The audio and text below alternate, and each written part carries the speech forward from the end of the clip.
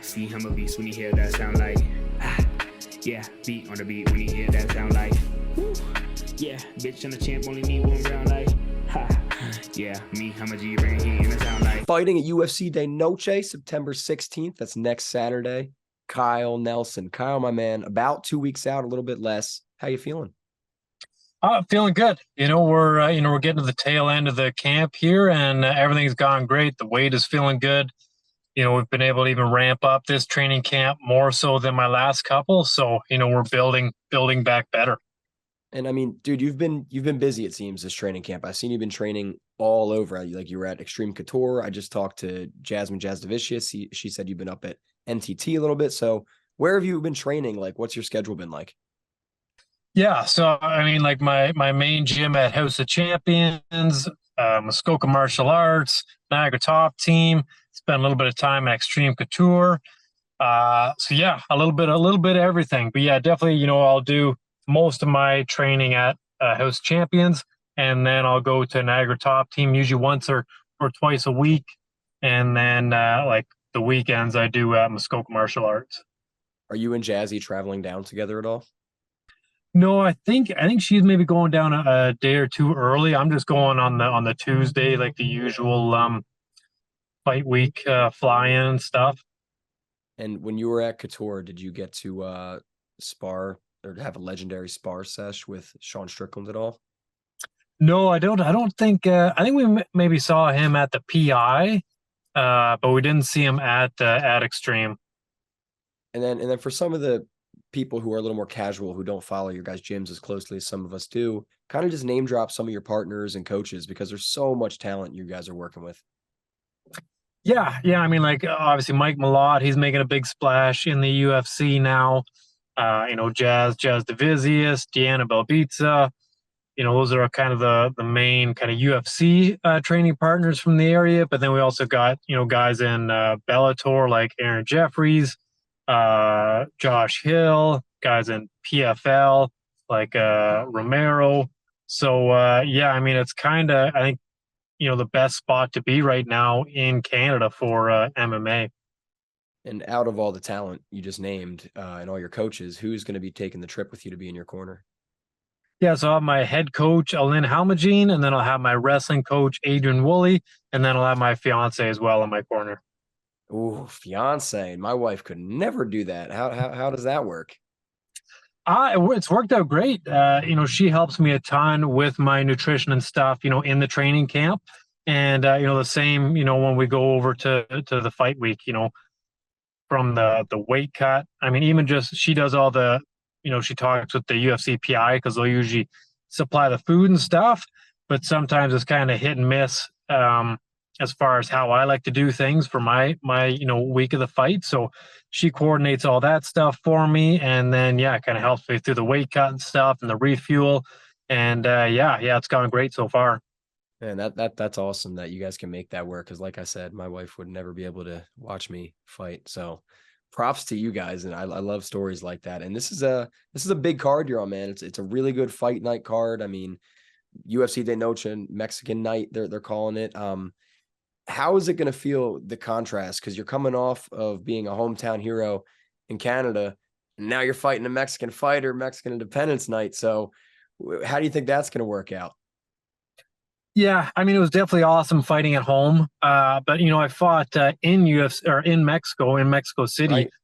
Polo Reyes. So I mean, I've been the away guy for sure. Most of my fights, and so I'm kind of expecting that same kind of energy as when I fought in Mexico City. I expect there to be a lot of Mexican fans, and they'll definitely be cheering for my opponent. But again, I've been there before, and I came out victorious. So it's gonna be the same game plan. And you're coming off of a huge win over Blake Builder. I mean, I saw you in interviews saying you felt like people were underestimating you, overlooking you, and then you come out there and kind of dominate the fight in front of the hometown. So what's your motivation like coming off of such a performance moving forward now?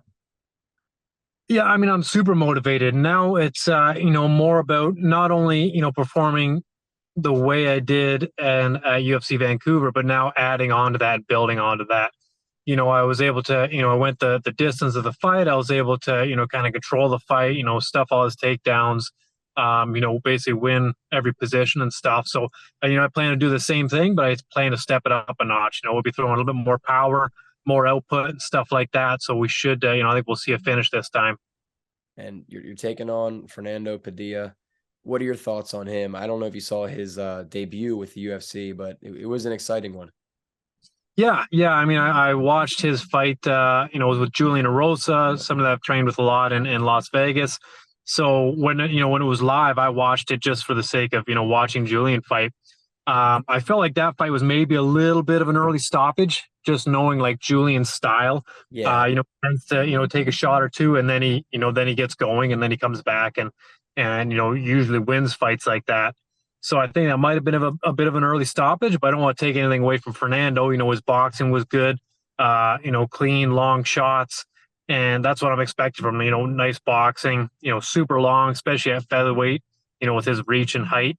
So, but that's what we're preparing for. And then his jiu-jitsu off of his back. I know he likes to think of himself as pretty good jits guy off his back. So, but I've been training jiu-jitsu for 18 years now, something like that. I've been in this sport a long time. I've competed with Olympic wrestlers. I've fought tons of high-level jiu-jitsu black belts.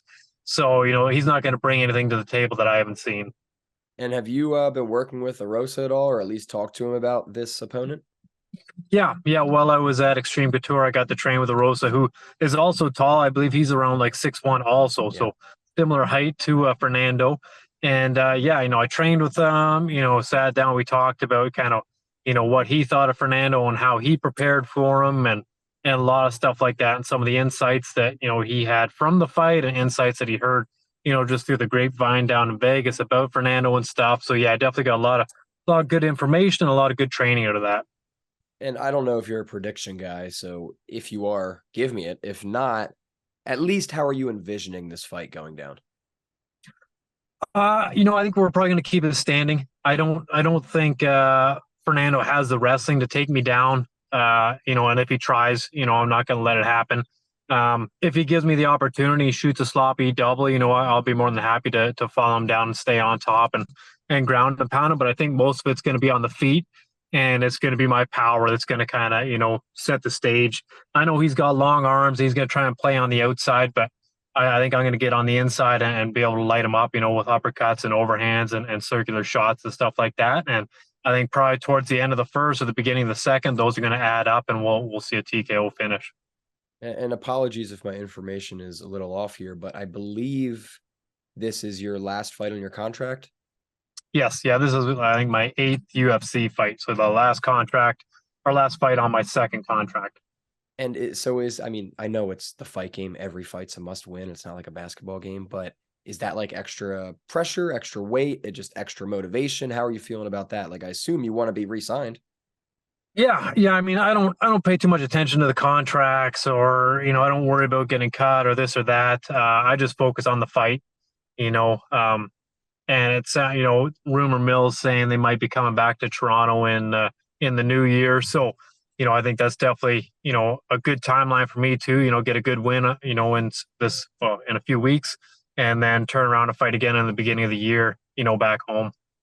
And that was my next question. I was going to say, obviously the rumor is Canada in January, hopefully on the East Coast this time. And assuming that is what you want to do for your next fight, what does the rest of your 2024 look like if everything goes as planned?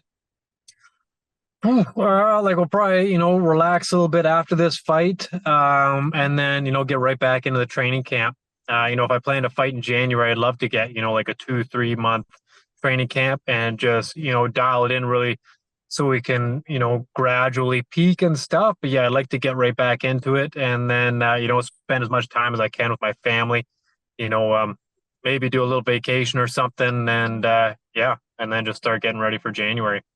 And then last one for me, man, this is more just the fan of me talking because it's such a stacked division and you're in there making noise. So are there any names that are in either the ranked or just any names in the division in general you want to scrap still? Yeah, I mean, I'd love for, if the UFC comes to Toronto in January, I'd love to fight Cub Swanson. I think that would be a nice step up for me. He just fought Hakeem Dawood, definitely a controversial decision. So yeah, I'd love to get the opportunity to get in the ring with him in the cage. Ooh, Cub Swanson, Kyle Nelson in Toronto. Say less. You got my ticket already. And Kyle, before I get you out of here, man, with all the fans you have and everybody backing you in this fight on ESPN Plus during a huge fight night, anything you would like to say to everybody? If so, the mic is yours.